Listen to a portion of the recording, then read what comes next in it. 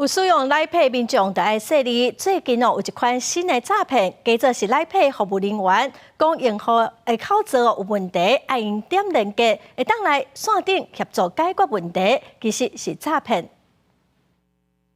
这个简讯看落哪像真的？签名赖配人客服务中心通知用户讲，口罩有侦测到登入有各样的情形，还有附联络的电话。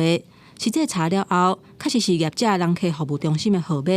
不过问题就出伫这款网址。对，网址进去之后，它通常都会有栏位，那要求你输入个人资料，比如说姓名啊、出生年月日、身份证字号或信用卡卡号等。那当你一旦输入之后，那你的账户可能就会被拿来做盗刷使用。简讯内容真真假假，要啥用户点这个连接，只要入去到网站，填个人的资料，就真有可能去互骗大耳。这个连赖配就成做诈骗新的手路，赖配用户就要注意。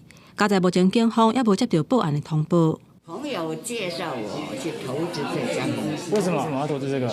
对，朋友是很熟的朋友吗？很熟的啦。这个负责人解除定期的保单，按算甲60万转投资牛江股，不过汇款进前去互银行的行员挡落来，通知警察到现场，互这个负责人是真无欢喜。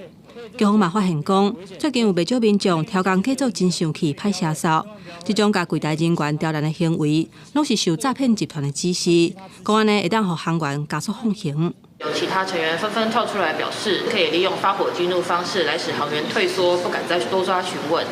那像这样子的群组呢，其实里面很多都是诈骗集团安排的暗桩，有可能成员里面只有你一个人是真人。今年到2月底为止，相关单位阻挡民众防诈骗的金额超过2600万。